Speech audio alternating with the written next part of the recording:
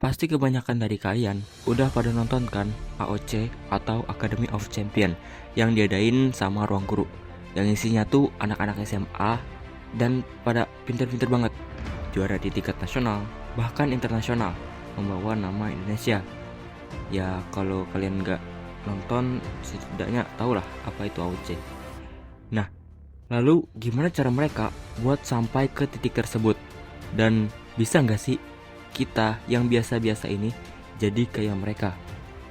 Oke, disinilah aku akan bahas. Tapi sebelumnya aku mau ngingetin kalau video ini berdasarkan hasil riset dan opini aku aja ya. Jadi kalau kalian mau ikut syukur, kalau enggak ya udah. Yang pertama, niat. Sudah jelas. Sebenarnya gak hanya dalam belajar aja sih, tapi segala sesuatu yang kalian lakukan atau kalian inginkan itu harus berawal dari yang namanya niat. Yang kedua, belajar. Kalau lu tanya ke orang-orang pintar yang juara olimpiade nasional, internasional, yang ranking 1 paralel di sekolah, yang masuk universitas top di Indonesia maupun dunia, kalian tanya apa rahasianya, pasti jawabannya itu ada 3 kebanyakan: belajar, latihan soal, sama jalur langit. Dan kalau lu lihat, banyak orang yang gak ambis sama sekali, penghuni bangku belakang, bahkan rankingnya kedua dari bawah, itu ada loh yang bisa masuk universitas luar negeri, gak usah jauh-jauh dah. Bahkan ada yang keterima UI, UGM, dan univ top lainnya di Indonesia. Kalau kalian tahu, salah satu anak dari AOC dari distrik 1 Jakarta, yaitu Clarissa, itu dia ngungkapin di sosmednya kalau dia itu awalnya orang yang biasa aja kayak kita, gak ambis, gak suka belajar, dan kerjanya cuma main game. Tapi karena niatnya, dia jadi mau belajar. Ya, mau belajar.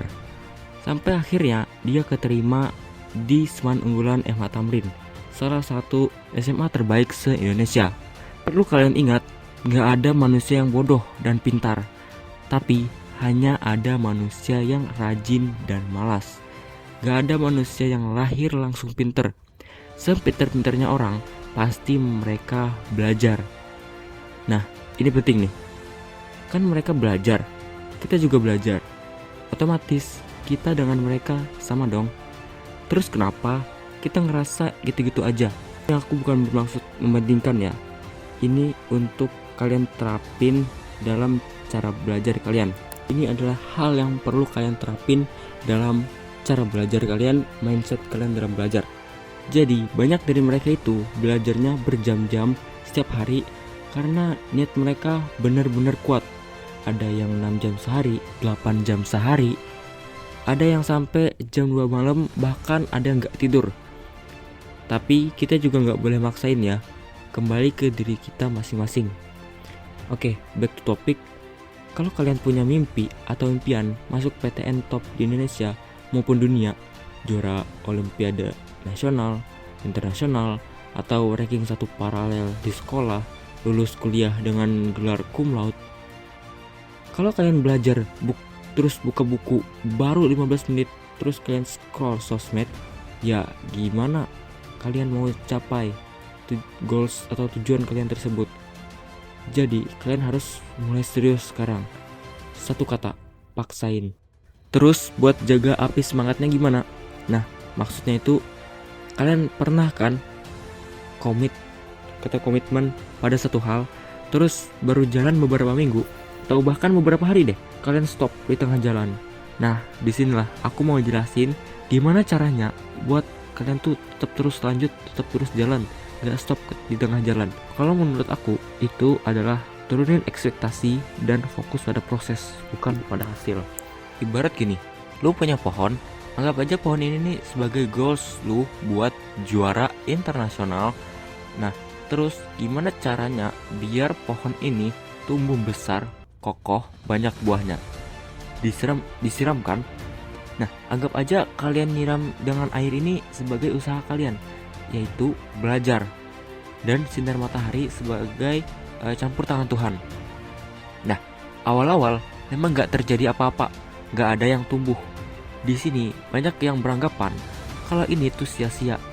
Kalau kalian selama ini nyiram ini sia-sia, padahal bukan. Ini bukan gak tumbuh, tapi belum. Jadi kuncinya sabar. Gak ada yang instan. Mie instan aja perlu direbus. Makanya kalian harus fokus pada yang namanya proses, bukan pada hasil. Jangan berharap pohon itu akan langsung tumbuh dan berbuah. Itulah yang aku maksud buat turunin ekspektasi. Terus yang ketiga, yang gak kalah penting juga adalah doa. Ya, karena usaha tanpa doa itu sombong, dan doa tanpa usaha itu sia-sia. Banyak dari mereka yang sukses itu juga melakukan pendekatan kepada Tuhan. Nah, istilah ini sering disebut jalur langit.